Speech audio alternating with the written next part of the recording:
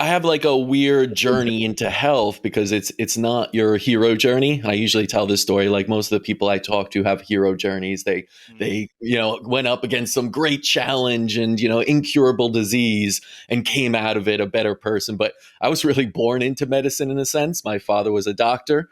He was an anesthesiologist. He came here from Poland in '76 when he was young, and he was already a doctor there. And restarted his whole career here in the United States. My mother was a psychologist. So even at an early age, I just had that influence of both of them being in medicine.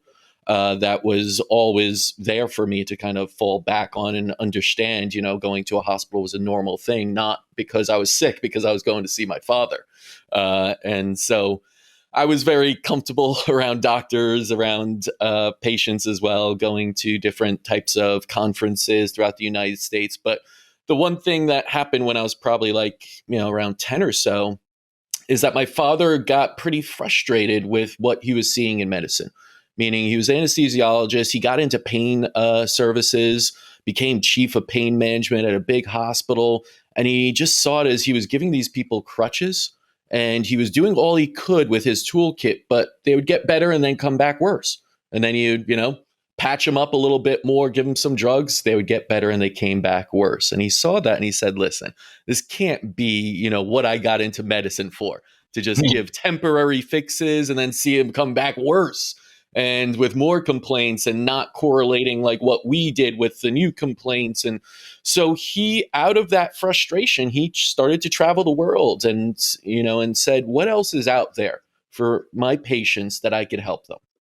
And being a good father, he didn't want to leave his son behind and his family. And he took us with him. And so when I was young, I got to travel the world, which was awesome.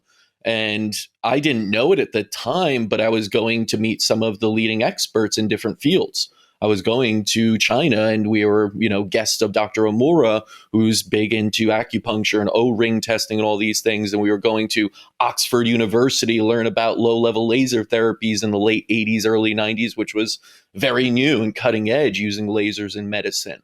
I thought this was normal. I thought this was just like what all doctors did. And this is just medicine, right? Because you don't know that as a kid. You kind of take it for granted. I knew, of course, my friends weren't going to these far off places with their families, but I was like, your dad's not a doctor. That's why. Yeah. So, that really kind of guided me into seeing what is out there in the world. What are other cultures using, even at an early age where you're not really studying it, you're experiencing it. You're seeing how people are living differently. And even in impoverished nations, how sometimes they prioritize health and utilize what is available to them for free to optimize their health and combat disease. And so every time my father got back and we came back from a trip, he would have something new with him to try out. And normally he would start with me as the guinea pig. I was the easy one in there and nothing was like too difficult. I mean, acupuncture was a little weird being a young kid and get needles put in you, but that was really, my whole childhood was being around that and learning about it. So it wasn't until I got into college and really started in the real world that I realized, oh man, like this isn't what most doctors do. This isn't how medicine is. And it really shifted my perspective into, well, why isn't it? And where is the opportunity here? I went to business school. I'm a marketing and finance guy, really. And I was in finance. I was a financial analyst after school. And it just wasn't for me. I didn't have like the creative drive and I didn't see it as a long-term thing for me. So I went back to what I could lean on. What do I know? And what do I know? I know medicine, even though I don't know the ins and outs of biochemistry. I know the medical field and where it lacks. And I know that there are a lot of sick people out there, chronically ill, that are basically incurable, or they'll just have to take a pill to manage their disease, slowly getting worse and worse every year. When I also saw around the world, you could apply these things and change that. And if we applied it in an integrated, comprehensive way and tailored it to each patient, which is what we're doing now, you could really change the face of medicine and the whole idea of what is incurable. So, that's really kind of my backstory to everything. So it's like, I've been in this for 40 years now in this industry. Yeah. Even as a little kid, I consider myself working in the industry in some ways, and seeing it in those different eyes, as almost a disruptor, an outsider, so Yeah. to say. I didn't go to medical school. I didn't study medicine. Um, I studied patients, I studied doctors, I studied the world, right? And I observed. So I was just an observer that saw the opportunity and ran with it. Yeah. I love that. Quick question on that point to you is, what do you see as like when like when somebody like a med student goes through medical school and then they become a doctor, and then you are on this end, and then as you see different cultures, you see different medicine being used and things that are not even taught about in medical school.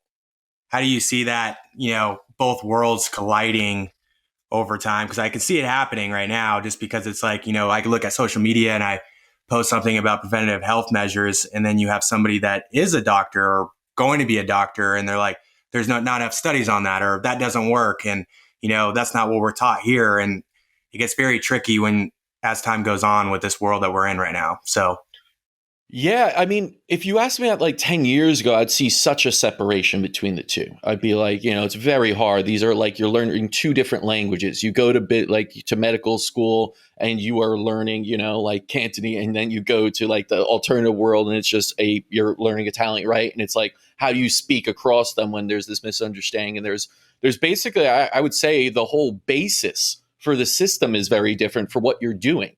Because in the conventional world, the lack of symptoms is seen as a state of health in a sense. yeah, So if you could subside symptoms, you are therefore healthy, and that is success in conventional medicine.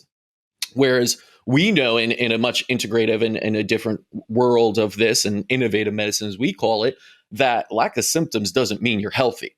Just because you don't have symptoms and you're subduing them with daily pills and everything, you're forcing the body to do. It's not that the cause of what even caused the symptoms in the first place is being addressed. So that level of success alone would be like, all right, you're speaking different languages. Whereas one doctor is saying, hey, I cured you because you don't have symptoms. I gave you the pill next day, no pain. Therefore, you're healthy in a sense. Keep taking the pills. We're good. You can thank me and pay me on the way. Like we're good. And then the other side would say, those symptoms are there for a reason. Why are they there? I don't want to give you a pill every day. Maybe I'll do that in an acute state for a very short term, but we got to address the why here. Why is this going on? What is your body telling you from this? And how can we turn this around so you could self-heal again? And it's a slower process, but it's a process of true healing and true health rather than, the other side. But you look at it today, and I do see them coming closer and closer. There's a much more understanding. I think, functional medicine has bridged the gap a little bit for conventional doctors to at least apply nutrition, at least apply supplementation rather than just drugs right away, at least see things in a different light and start to look at where the root causes are. And then you could keep going from there and keep adding on. So it's a wonderful bridge to like the next, I believe, kind of, phase of what medicine is. And I think you have a lot of interest from outside people. And I think that's where it's got to come from. The medical industry is so old school and so, engraved and just you do it this way, big pharma. Anything outside of this is nonsense. It's, it's total voodoo out there. Like, don't even listen to anything. But we're seeing now that the acceptance of patients, of the public to these things is driving medicine to go in that direction because it's really what the people demand. Yeah. And it's really cool to see people like yourself and obviously with like Dave, being able to help others and give them another avenue. I mean, that's one cool thing about being in the biohacking space is that you get to meet a lot of cool people that are not doctors. I mean, they probably get shamed and everything else. And they're like, you don't have a PhD, you don't have an MD. What do you know? And it's just like, honestly, if somebody's willing to help and at least give it a try. I mean, I've had people people around me and family that were like, oh no, I'm just gonna go to a doctor, go to the doctor, go to the doctor. And then they're like, oh, just nothing's working. And they went to a naturopath, functional medicine doctor. Life changed. It was like clockwork, and so I'm not saying that works every single time, but it's something where at least giving somebody being there as a resource to be able to help them and give them another alternative, I think that's becoming more of a thing. And actually, it's always been a thing, but it's actually getting more exposure for it, which I love. And especially with you were talking about with your stuff, which you didn't even mention it yet, but with innovative medicine and kind of what you've been doing there. Maybe kind of just dive into a little bit of what you do at innovative medicine and shine a little light on that. Yeah. So I work, on kind of the operational entrepreneur side of it all, because, where I also saw this great opportunity, understanding how most medical practices were run, even growing up and seeing they were kind of solopreneurs, right? A doctor's office it used to be, and the doctor would run it, but the doctor would be in charge of everything from the marketing to the accounting, and you'd have the account, but it would go through the doctor. It wouldn't be like divisions in a company. It wasn't run in a business type way. It was really run as a very solo type mom and pop shop almost. And that took doctors and medical staff away from what they should be doing, which is healing people and spending time with patients. And I saw that over and over. And even as we started the company and started training doctors, like, it wasn't that the doctors didn't have the kind of medical knowledge to help.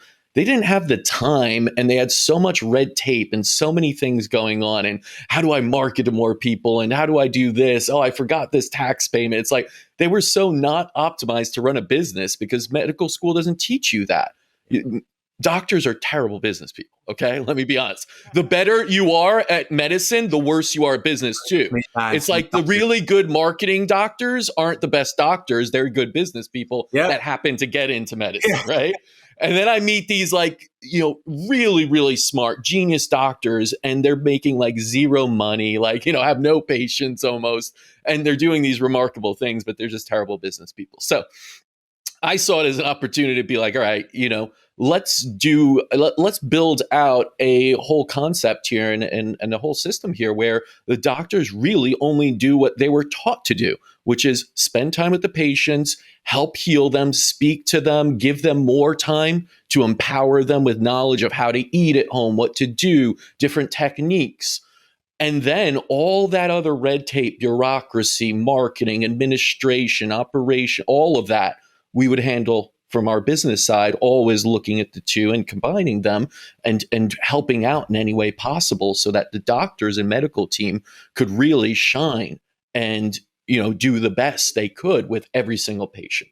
And so that was kind of, the beginning part of what we were doing with innovative medicine. And then, of course, it's the unique concept my father came up with, which is have an amazing toolkit that spans all of the medical spectrum. Because I find that even in alternative medicine, just like in conventional medicine, you have too many of these specialists. And they can help you. No doubt that your acupuncturist can help you, your chiropractor could help you, your naturopath could help you. But when you talk about the complex conditions that happen that we're seeing more and more as our society gets a little bit more complex and there's more toxicity, more kind of neutral deficiencies, you're seeing all these different, parameters that are impacting our health. Disease is complex. You need a good toolkit. You can't just be like, oh, acupuncture for everything, whether it's cancer, allergy, this, that. It's like, absolutely can help you. But what if you needed some type of IV nutrition also because you're deficient that way? What if we had to do some kind of antimicrobial because you have a pathogen, right? So we saw it as you got to be truly a one-stop shop, and you got to offer as many things in the toolkit. You can't show up to a house nowadays and only have a hammer and expect to fix everything. Like nowadays, we got like advanced, smart homes and everything. You need electronics, you need all sorts of stuff, right? So, that's what we're trying to do. And we have all these we have advanced technology, but also incorporating the ancient wisdom of it within that.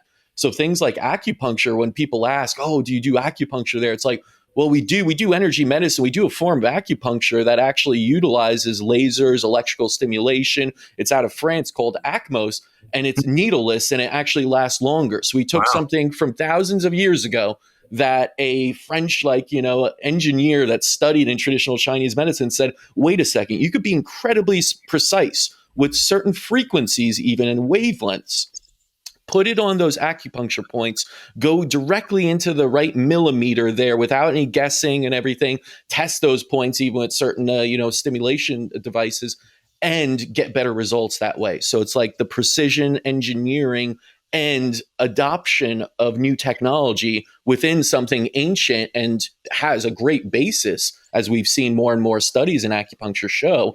But let's do it, and it's quicker too, right? So it was like when you start to do that and you start to see what's out there in the world, there's a lot of great innovation. And that's why I call it innovative medicine, because it's kind of resting on the great discoveries of ancient and bringing it into modern technology. And so when you have that toolkit and like a lot of advanced things and even understanding of ancient wisdom and all these different things from around the world, past, present, and future, you have a better opportunity to help as more people with the complexity of their conditions. And then you add in that level of personalization where we don't use generalized protocols. We actually look at so many different parameters, functional lab tests, heart rate variability, bioenergetic testing, all these different things, and then show you this is what's going on with all these different prisms. And here's the personalized roadmap for you. No two will be alike. Yep. You may come in with your twin with the same diagnosis and get completely different treatments. So it's the comprehensiveness and personalization that we feel has really been able to tackle some of the really complex conditions that a lot of us are seeing these days. Yeah, I like that too, where not two are the same, where it's like a matter of, I think that's the crisis that we're in today's world of things, where we want to look at the other person and what they're doing and think that that's the way to do it. And it's really not. I've figured that out just even in my own fitness journey personally, since I love fitness and I prep for bodybuilding shows. And I realized that's actually what reverted me to the biohacking space, by the way, because the whole bodybuilding world, you get guys that want to do things that I don't really want to do, but I have genetics. Same time, I just felt the most unhealthy, but I was being like, okay, well, this guy's eating 1,000 grams of carbs. I need to eat 1,000 grams of carbs. And obviously I just burn carbs nonstop. I don't gain fat. But the thing is that just my energy levels are plummeting.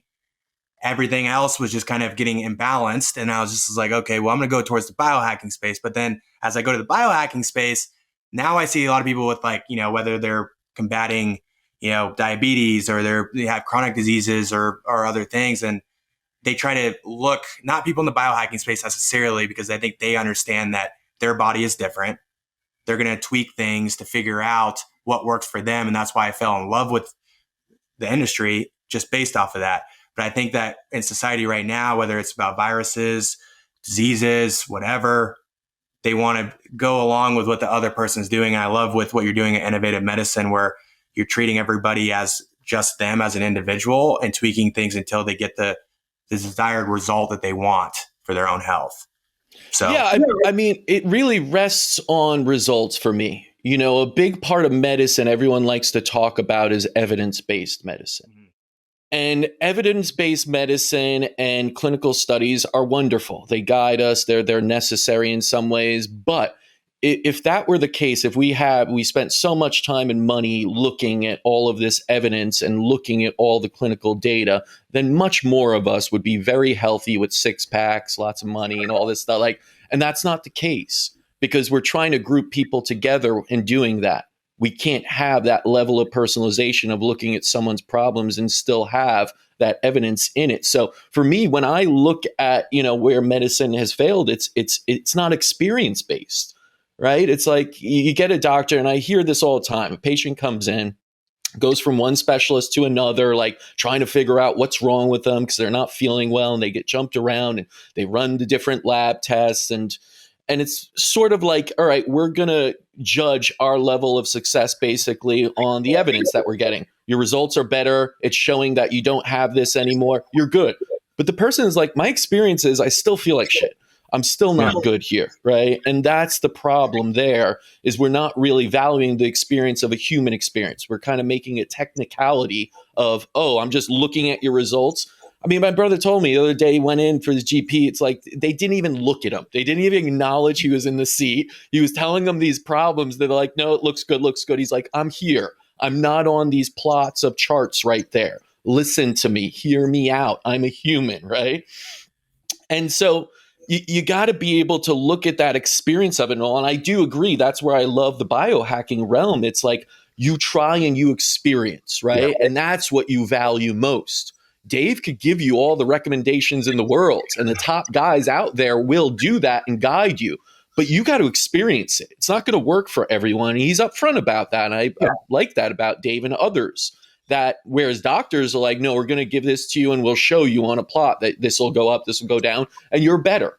And meanwhile, the person's like, well, no, not really. Like, I know you're telling me that, giving, but I still have the experience of not feeling well. I still have the experience of fatigue, and please don't write that off. It's just normal because I know I could be better. And some people do write it off. I think that's sad because I think all of us have the opportunity and ability to be healthy and feel great.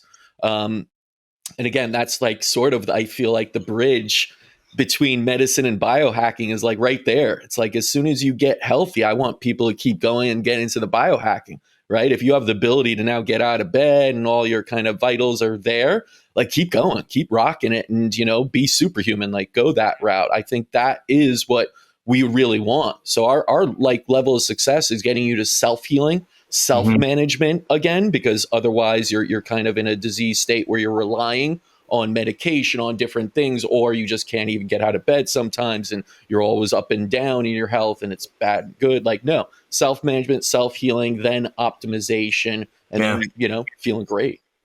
Yeah, that's it's one thing about, like, I would make posts, and I see your post, and Dave makes posts, and everybody makes posts. And I think that one thing is that people that are not in the biohacking space want to fight sometimes or argue or be like this or that. But little do they know is that the biohacking space is so open arms. I mean, like, how much people want to help each other. And I feel like as much as that people bring politics into the game of medicine, which was where everything went wrong right there, because there should never be politics in medicine. I think everybody should just want to listen to each other and just kind of come together, even with their differences. Some things work for them, some things work for the other. So that's biohacking. And little do people know on the outside is that that's what they do. And I feel like that's kind of like what we're in right now, where people are gravitating to the biohacking space only based off of that when there's lockdowns. And I'm not going to go too far into this because I also don't want things to be censored there, Caspar. So what are we getting shadow banned? I'm willing to do it, Laj. I'm willing to go there. Yeah, you're right. We will be censored probably. No, listen, I'll keep it, you know, on the non-censored issues here of, I think you're right. And I think a big thing that I've realized, because I've been to so many medical conferences, and then I was just at the biohacking conference, you know, in Orlando. And you know, it's there, but people sort of drop their ego. You know what I mean? It's like you're there to learn, in a sense, not to, like, you know, showcase or be like, I'm right, you're wrong. And it's so much of what we did there was like, let go of your ego, meditate, right? Go beyond that, get in touch with your authentic self, and raise yourself with higher vibration so that, you know, you aren't stuck in a negative state where I'm right. I've been to too many of those conferences where you just start to have a discussion with a doctor. And you see, they have to be right. Like, the ego is, I was trained in this. I created this new way of treating X disease. It's the only way. They're like, and you tell them, hey, have you ever heard of this? And they'll just dismiss it, right? And they're like, no, that doesn't work. You're like, do you even know about it? Do you even know what it is? And Laj, you know, like, we're into NAD, and like, you'll bring up NAD to some doctors and they'll be like, oh no, that's dangerous stuff. Not even knowing what it is. They couldn't even tell you what NAD stood for. And yet they are the experts. Their ego says, well, I can't tell them I don't know because then I won't look good. They won't trust me anymore. So I'll say, you know, you shouldn't really do that. Just stick to the medication I gave you without even trying to understand or even Google it, let's say, and be like, hold on, let me look into that. I mean, don't get me wrong. There are good doctors out there too. Yeah. I love doctors. My father, like, everyone I know is basically a doctor. Yeah. Like, so I don't want to bash them. I'm just saying that when you bring up these ideas, like why the biohacking is embracing and not like us against them, it's because we have like given up that ego and that ability to say, I don't know that, and that's okay. And I want to learn that. I want to keep learning. And unfortunately, I feel like doctors are put on such pedestals that it's hard to say that even. It's hard to admit that I went through hundreds of thousands of dollars of education and I don't know what that is that you're telling me. And so you do have a lot of doctors that just like kind of dismiss everything and just stay in their lane of, this is what I learned, this is what I do, I will only do this for my patients. And I hope that changes, and I hope people kind of embrace this idea of like, doctors aren't super people like Superman, like, and women, as much right? as you. they screw up, they don't know things also, and that's okay, but I think as long as they're striving to always do their best and always place results first and not ego, right? And that is what can change the medical field in general.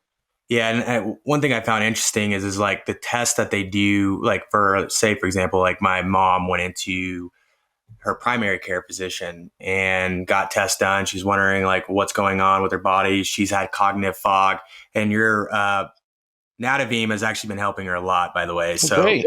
Thank you for that. Just because like she was just like now addicted. She's been ordering it, everything else. But she had a colon issue in the past.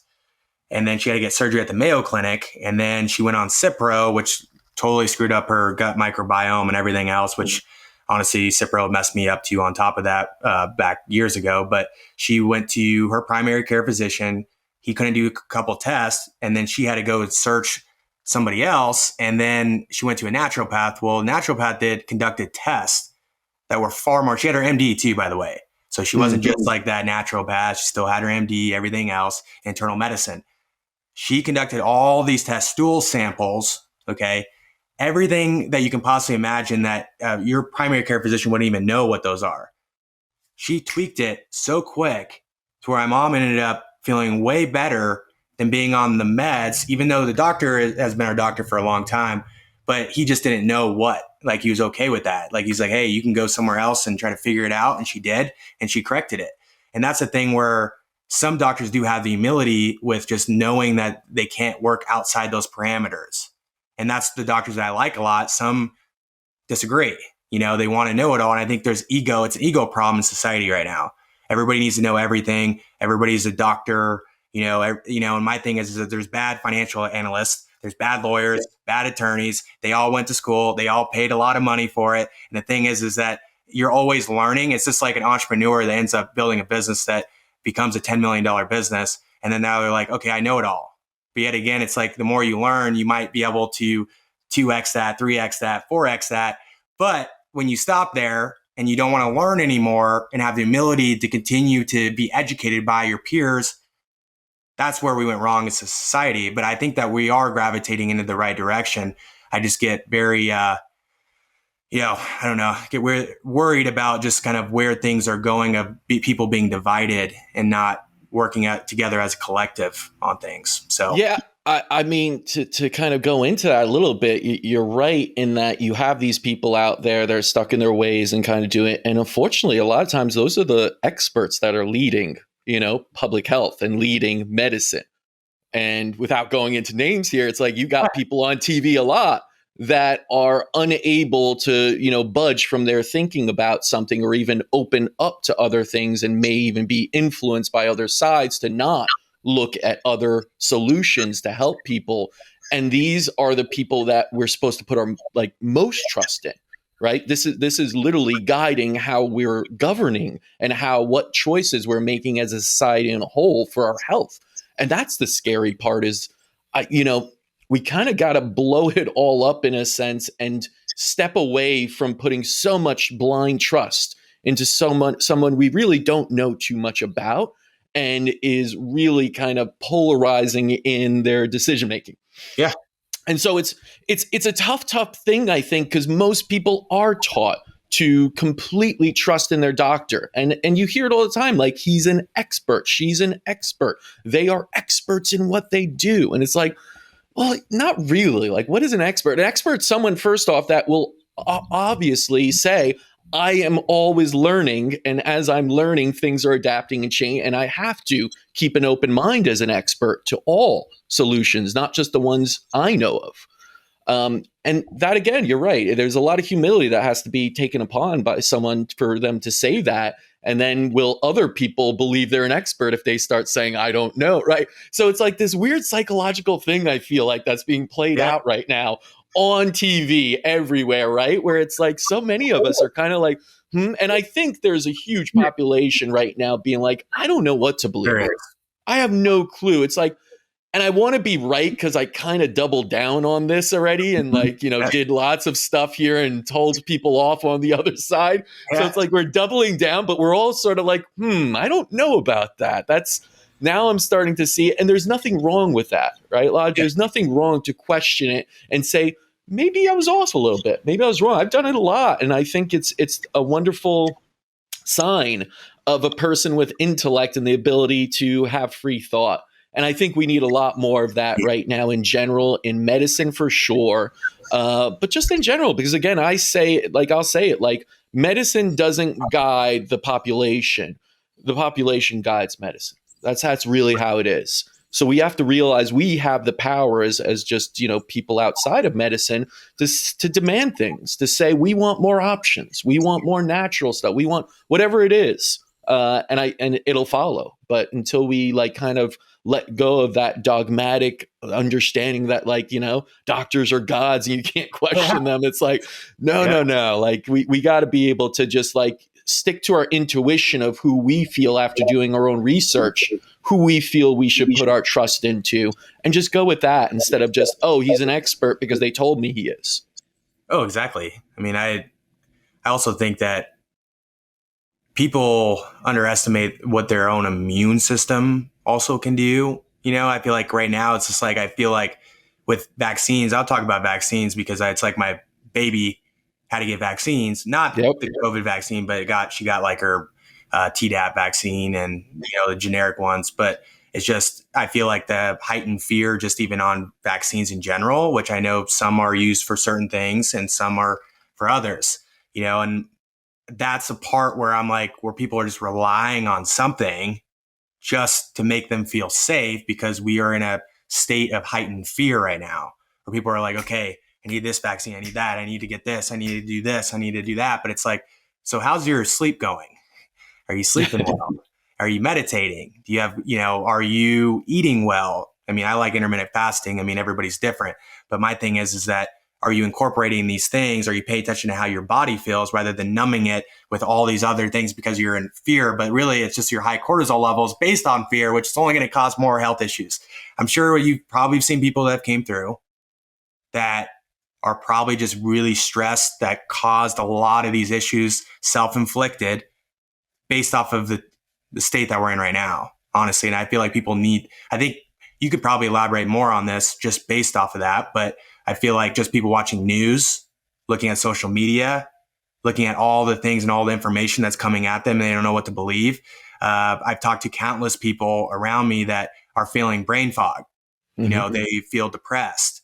And you can say this is all from lockdowns and all from everything that's going on right now in the news, but the people are dealing with a lot of issues right now, and it's self-inflicted, and it's really sad to see. And honestly, I don't know where things are going personally, but I am happy that we have guys like you, Innovative Medicine. We have Dave, everybody else in the biohacking community trying to help these people, and then also naturopath, homeopathic doctors, and some of these other wellness clinics. So, yeah, I'll say this: emotions and psychological state drive disease and poor decisions. Mm-hmm. And you see it all the time on both sides, meaning someone's in an emotional state, whether that's grief, whether that's guilt, whether that's fear, all these lower consciousness states, and then, get a chronic disease and usually don't associate the two. You kind of say, oh, I'm depressed because I'm diseased or something. But it's true that it's usually the other way around, meaning you have the emotional states and the psychological trauma of something that you're carrying on chronically that leads into a biochemical cascade that leads to disease, right? And then you get that disease, and then you get the diagnosis, and then you get fear of that diagnosis, and they tell you you have a 20% chance to live, and then you drive more fear, and then you make bad decisions because of that, and you don't take second options, and and you just kind of it's a vicious disease cycle. It literally is that drives your biochemistry that starts with psychology and everything goes in a circle round and round, and until you could break that disease cycle, there's no solution for it. Yeah. But I'll be honest, Laj, breaking the disease cycle in that way is insanely simple. And it's like, I'm going to dumb it down in some ways because someone will probably listen and will be like, how dare you say it's simple to get over depression, to get over like, Yeah. tough disease and everything. But, I will, from everything I've learned from around the world, the closer you are with nature, the better Yeah. off you are. That's it, man. Like, Love that. I got back from Alaska and I remember feeling super stressed. Yeah, it was amazing. And I was super stressed beforehand. You had these mandates coming down. I had, our clinic, everyone working here is, oh, do we need this? What are we going to do about this? What if they do this? It's like, you got lawyers involved. You got all these things going on and you got constant pings on your phone and people reaching out to you and like, scared also. And so much fear, uncertainty, doubt going on. And it gets to you. It got to me too. And I was feeling burned out. I started to feel almost like, all right, if I don't do something, I'm going to get sick, Mm-hmm. And luckily that trip to Alaska was planned and it was just, off the grid, no like cell phone service, camping out on a glacier lake in Kachemak Bay, Alaska, like nothing around, no roads, no nothing, just nature. Yeah. Let me tell you, that was the ultimate reset. That was like me just every day that went by, like I didn't miss the phone. I didn't miss the email. Like I didn't miss. And then you realize life goes on, right? In nature, it just continues. It's beautiful. It's gorgeous. The sun rises, it sets. You appreciate it. Life goes on. It doesn't need to be complex, actually.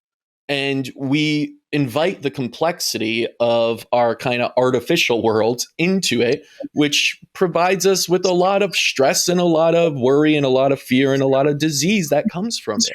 But honestly, like everything we do here in this center is really just trying to emulate what would be going on in nature and what that you're missing from nature.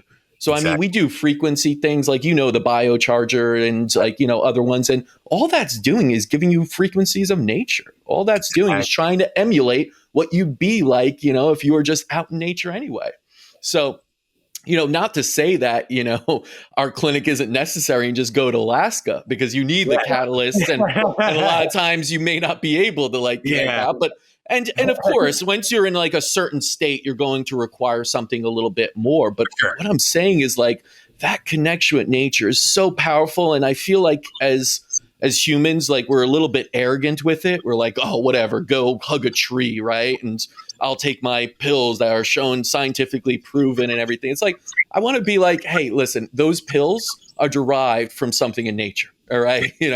Like everything Ambien is derived from valerian root, right? And finding that one composition of one thing in it and then chemically composing that and mass producing it with side effects, unfortunately, because you can never emulate nature properly. Nature will always do it better. So, if there's one thing I could say for like people that are like, how do I get over the fear? It's like, turn off the TV, turn off the cell phone, get into nature and just enjoy it and just sit there in nature and see how you feel. Take a few deep breaths in nature and just, and see how you feel. And I feel like people will be like, I feel good. Then do it more. Right. Oh, I can't. I work too hard. I don't know. Get a new job. Like, honestly, I get that's really hard to say. And it's like, oh, here's a guy who has money who could say that, like, but listen, I've seen people who had lots of money and it doesn't matter. They're sick and they're what are they going to do? They died early and with a lot of money and who cares? Yeah. Slow it down, simplify it, get rid of like stuff like TVs. You don't need that. Get rid of like your plans for all, like everyone has all these things I see, so many possessions. And then they're like, no, it's too expensive to do that and be healthy. It's like, all right, where's your priority then? That's it. You could dumb it down. You could live in a cottage somewhere if you had to. Like, I'm just saying, like, if you're going through it, if you're happy with your life right now, cool, keep doing it, right? If you're healthy, if you're getting in nature, that's fine. But if you're looking at it from like, I'm depressed, I'm this, I'm that, shake it up, change it up, go back into nature and prioritize that, right? And oh, the stressful job, well, that stressful job is killing you. Get out of it. And I know it's easier said than done, but at the end of the day, like I've spoken to people that took that leap of faith and like, best decision of my life. Wish I did it years earlier. So, about priorities. Yeah, I love the nature thing. I knew you were going to mention that at one point. I mean, obviously, from looking at my stuff that you're a nature guy. I'm addicted. That's one thing is like I kind of labeled myself as like, I'm always learning in biohacking. Obviously, I know a lot in like the fitness world of things, but it kind of coincides with biohacking in many ways. But outdoors, the outdoor biohacker. I love outdoors. I love biohacking. I also think that's very important to be able to get in tune with nature, get in the outdoors, regardless of whatever hobby, passion, activity, whatever you have. I mean, I love to hunt. I love to fish. I love to ski, snowboard, dirt bike, all the things you can possibly imagine. I've done it. But the thing is that it's really the longevity, too, is where being able to stay healthy. I mean, I've talked to a lot of successful entrepreneurs, people that have accumulated a lot of their money. And what's funny about the biohacking space is that you get people that are actually older that made a lot of money, but now they're trying to make up for all that time and all those years of just killing their health to make the money, get the possessions. And now they're like, why am I sitting here feeling like I just I'm like, I don't know where to go now. Like, I just feel like there's something missing. Oh, there's something missing. And so they go to biohacking. But the thing is that the outdoors, I find a lot of guys that are now going outdoors just because it gives them more substance. And that's what I do for myself. And that's one thing that I want to help with other people, is to be able to guide them to the outdoors, see how it is. Because I haven't talked to one person that is from the city that I've taken out on an outdoor trip, and then them not wanting to go back and do it again and bring their kids and their family and all their friends, everything else. And they seem to get happier. But then the reason why, too, is they're tuning into the frequencies of Mother Nature, but they're also tuning out of the man-made frequencies of your TV, the meds, and all the rest. So I think you hit it right on the nail on that one with getting in tune with it. So, and here's another point to that. It's not an either or. Right. It's not like, oh, I can't live in this and I have to move into the middle of the woods to be able to do this, or like I have to sacrifice a good career or a passion of mine to then focus on being like, no, don't think that. I feel like too many people take on this scarcity mindset of like, oh, I could only do this or I could do that. And, if I do this, I would have to sacrifice. That's just like an errant belief system. The world is abundant. You could do both, actually. I live in this city. I love what I do, and I still get out into nature as much as possible and prioritize my health. And it's like I could do both. And I know it's at times it feels overwhelming, like the work, but that's when I have to say, like, all right, let me go into nature and chill out for a little bit and not keep going down that route. And I see every little instance of distress in my body as a sign to do something, right?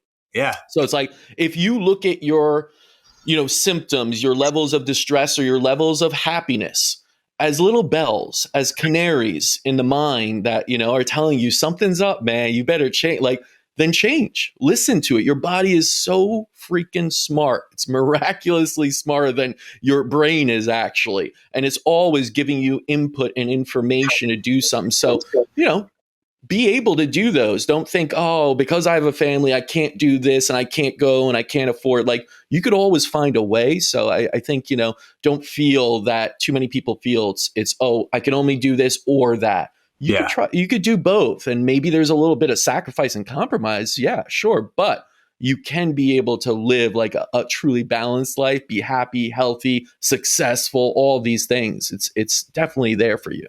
Yeah. And I think that with our, I'm in the millennial generation, then you have Gen Z, and it starts getting worse as time goes on with what society also drives is where it's like, be successful, work, do this. And it's like, you kill your health, you start you start getting materialistic over things that you don't really need.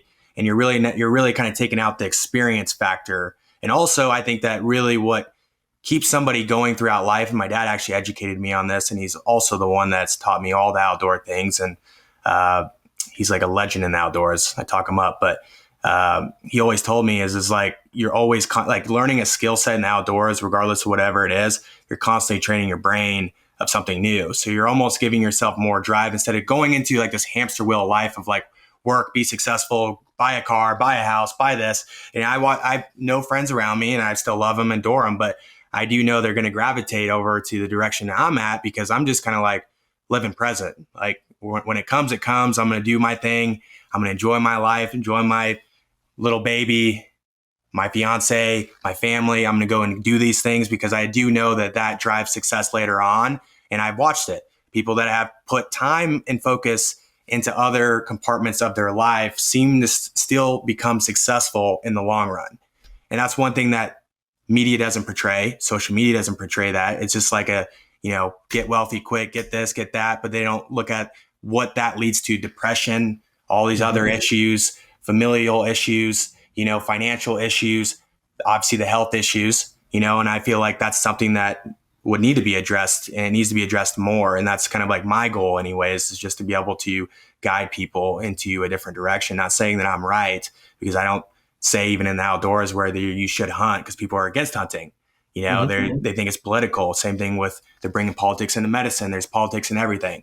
But I think that if somebody can just be able to come over this direction, they're going to see that there's more to life than just what everybody else is doing. And I think that people just want to follow, instead of just follow what they feel and follow their heart and follow how they feel, and go after it and go do it. Change the job, quit your job, go travel, go meet people from other countries. Because I'll tell you what, I've met people from every square inch of this world now at this point, working with Mr. Dave Asprey.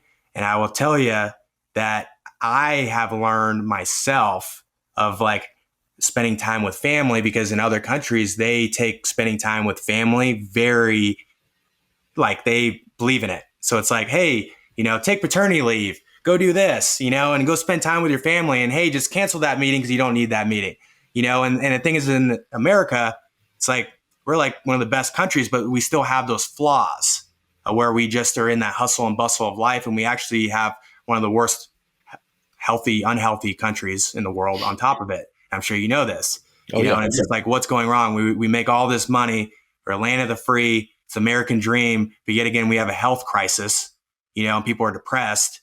They're relying on their meds, but then other people in other countries are just living life, enjoying things, but they also don't get that quick fix. I think everybody has that quick fix here. It's like, get the pill, get good. Hey, we're going to join this business venture. We're going to become a millionaire overnight. We're going to go over here and go do this, and I'm going to go to Harvard, and I'm going to end up having the best career ever and dump money into it. So it's like, I feel like that's what we deal with now, unfortunately. Yeah. I think traveling the world and seeing so many people, just as you have, one of the things that stuck out to me is that, and kind of when I look at it compared to maybe the younger generation, especially in the United States, is that challenge and failure are essential for happiness and health. And that sounds weird, but like, hear me out for a second, in that, every generation before us had serious challenges, World War II, like just, different types of calamities happening, like all sorts of things that really pushed you and made you look at life a little bit differently and appreciate it and really enjoy every second and place family first. My parents came from Poland, and, my grandparents lived through World War II. Like just the other day, my parents were telling me, I never knew this story, but my grandfather on my mother's side dug his own grave twice while having a gun held to him, and escaped because the Germans were taking a smoke break, right? So imagine having to dig your own grave thinking you're going to die, not once, but twice. And what that does to you when you escape, and then you get to live life again. Like, you appreciate it. You love it. You love your family so much. And it's not to say you don't have problems and everything. And he did. He had health problems and all this. But what I'm saying is that those types of challenge, it doesn't have to be that. That's an extreme, like kind of measured there. But, challenge, and then also the failing. Like, we're afraid to fail. We want everything handed to us and like not to fail. It's like failure makes us stronger. It teaches us so many great lessons.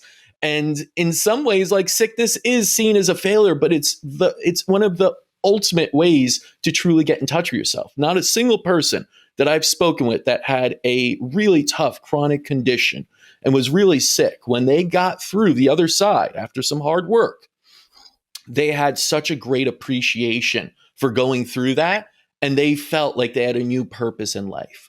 They had suddenly a new kind of understanding in a deeper way of their connection, and they came out of it so much better and so much stronger. Yeah. And I think if we try and avoid that at every cost, like you see this sterilization of everything so that no one gets sick ever, right?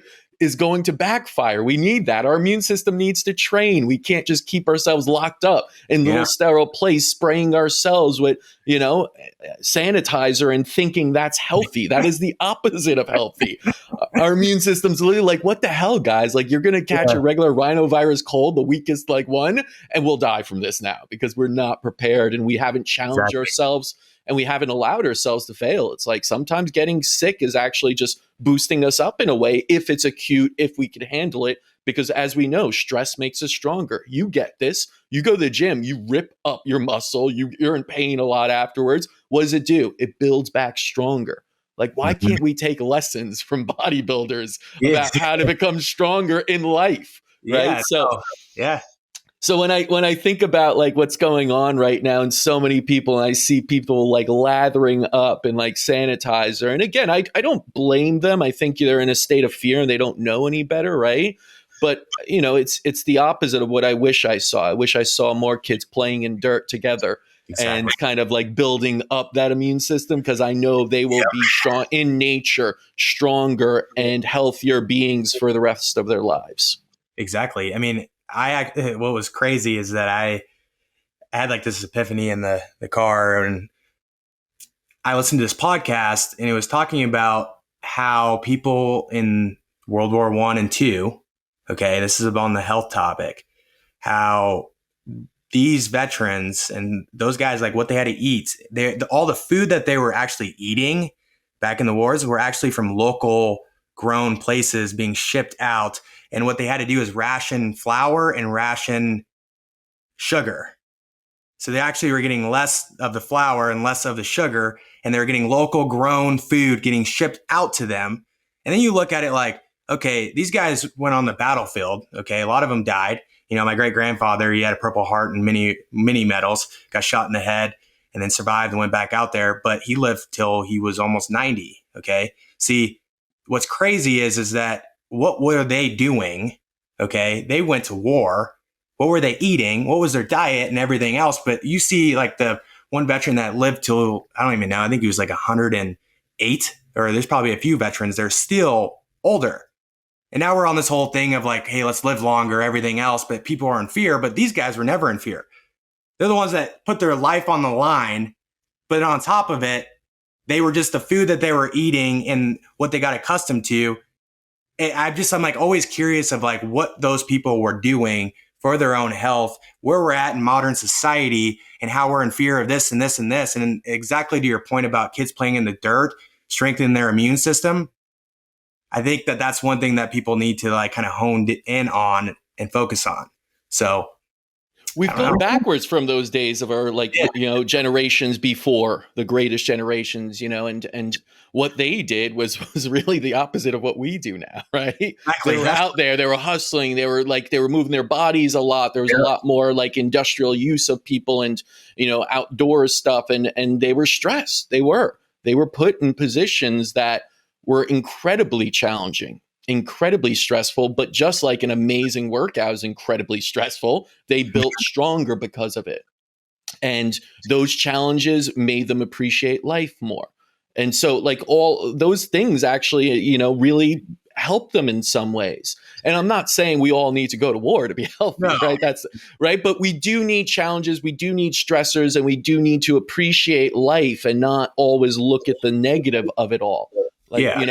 And I know that's really because I'm on social all the time and I'm posting about stuff like, oh, this isn't cool in the world right now. And this looks like, we're going downhill, but we live in such an amazing time right now, right? Where we have everything at our disposal. We're talking from across the country right now and happy and like and we could get whatever we want whenever we want it.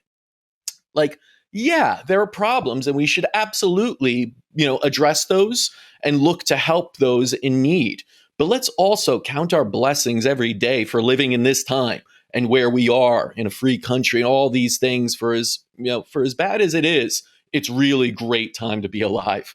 It's, you have the least amount of like crimes and wars and all these things. And we need to just like truly be appreciative, truly like, connect with nature that gives us so much. Again, it's like, those are like the simple things. Like people always ask me like, oh, what's the cool thing in medicine? Like you're looking forward to like this and that. I'm like, I don't know. I want us to go back to the days where we just go outside more and, hug each other and appreciate and say, I love you, even if we don't agree. Right. Exactly. Like that's what we need more of. We don't need like the text great and it'll always be there, but we wouldn't even need it as much if we just did these simple things. So like medicine to me is just the study of nature. Amen to that. Actually was like my wrap up question to you. Actually, like, what do you think is like somebody asked you? But I wouldn't ask that question personally because I know that like if you ask somebody, hey, what's the best diet? They're going to be like, yeah. Oh, I mean, that's how you really test somebody though, Caspar, because I'm like, you ask somebody, I'll like act dumb a lot of times and I'll be like, hey, so what, hey, like I'll ask some expert nutritionist or whatever. I'm like, hey, what's the best diet or whatever? And then they'll tell me like what it is. And I'm like, that's already like a red flag because really there's one way. It's just like, I can't tell you whether a supplement's going to work for you. I can't tell you whether this food's going to work for you. I can't tell you whether these workouts are going to work for you. You can't really say those things. And I think that people need to kind of look at more of a deeper picture of like what you just said is being able to connect with people, and being able to love one another. I think that like everybody's going to have differences, especially with politics, but not bringing politics. One thing I love about the outdoors that it is keeping politics out. I have people on both sides. I'm sure you do too. And the thing is that we all disagree. We agree to disagree and we come together. We don't talk about it. See, the issue is that now we're taking this talk into all these compartments that are actually a safe space for all of us to just enjoy human connection. Yeah. So. Yeah. And listen, I'll quickly kind of try and answer that question a little bit of what's the best diet with like something that I usually tell people. It's like, of course, I'm not going to be like, this is the best diet because I don't believe that. It's very personalized. But the two things I would tell people to do if they're looking for any answer, like, is this supplement for me? Is this for me? Is this right? Is like, number one, just become aware of what is out there. Awareness is key. If you don't know something and it's not your awareness field, then you can't even weigh as an option. So I feel like just always be curious and always learning. Like for me, it's like, I love books. Like everyone's like, well, how do you learn if you don't watch the news? It's like, are you kidding me? Like the news is all fake anyway. It's like, it depends on who you listen to. You're going to get, something that you either agree or don't agree, but it doesn't really matter. It's all so much fear and everything. So it's like, read more books, right? Talk to more people that maybe know a little bit or have read those books too and could share that with you and have those more intellectual kind of dialogues with people. And then number two is like, get in touch with your intuition. So many of us have lost that sense of like, what do I do? We get patients in here all the time. They're like, should I do this? And it's like, no. We're not answering that question for you if this is right for you. We have presented the information. We have given you all the research data you need. It's up to you if you feel this is the right path for you. It's not for everyone. It requires responsibility and commitment. But we want people to feel in their heart that this is the right place. Anyone, again, I've spoken to that's like, I just felt good here and my heart told me I should go through. I didn't even have to ask so many questions. They get better. You know who doesn't? The skeptic that, I didn't know. I don't know if I should be here. Like I asked my like brother-in-law's second, husband like this and that, like whether I should come. It's like, what do they know about you? Like maybe they have a total different idea of what you should do, but it's not your, kind of intuition that's coming out there. So I feel like people need to stop like relying on the outside sources to get the answer. That's the awareness. Then the answer is actually inside of you and you need to tap into that and you need to feel that again, the gut feeling. The best investors in the world always, Buffett's and all of them, they go with their gut. They do the research. They're smart people. But at the end of the day, it's all about the gut, which is intuition. And I wish more people kind of, embrace that. We have this amazing thing within us. And if we could tap into that, we really don't need too much outside influence at all. Well said, Caspar. Well said. I love that. No, I agree with every single thing you said. And honestly, I hope that people listening to this can really hone into that because it's really simple. You said simple quite a few times and it's a simple thing. I think people overcomplicate stuff more than what it is. And that's the problem. we overcomplicate things. Yeah, medicine itself is becoming like an overcomplicated system and field, and I think that that's what scares people to be like, I can't make my decision. How would I know more than a doctor? It's like you don't, and that's okay. And the next person probably knows more about something else than you do, but you could still feel how like what is good for me. I'm hearing it. I'm listening. I feel this is what's best for me, and truly do it that way, not out of fear, out of love, out of just a neutrality of everything. And I think that's like the best advice I could give anyone if you're looking to like become healthier or just go through a medical treatment anywhere. Yeah. Awesome. Well, if people are trying to find you, where can they find you at, Caspar? I know you have a podcast. Yeah, so I do a podcast that I try and like empower, other people going through stuff and tell stories. It's called Your Health, Your Story. You can find that on, Spotify, iTunes, everywhere. We have a website, Innovative Medicine, that you could go to learn more about our company, kind of our approach, medical clinic there. And then I'm usually on Instagram, Caspar Schultz. It's SZULC. It's incredibly hard. Look up Caspar with an A. I hope you could find me there. But that's where I just like kind of throw my own general thoughts and like company stuff and everything out there and just share. Awesome. Well, I appreciate it, Caspar. I know we'll have probably future episodes, since I know that I've been kind of retracting, so I don't talk about so many things, because we'll probably be on here for about 4 hours or longer. So, I can't wait to have an uncensored conversation with you. Yeah, no, I mean, I could go. I mean, from you probably know I got a lot more in the chest here, but I just, it's a matter about just kind of getting to know you and everything else, your journey, and kind of where you came from and where you're at now. You know what I'm saying? And I think that in the future, we're definitely going to have an uncensored episode.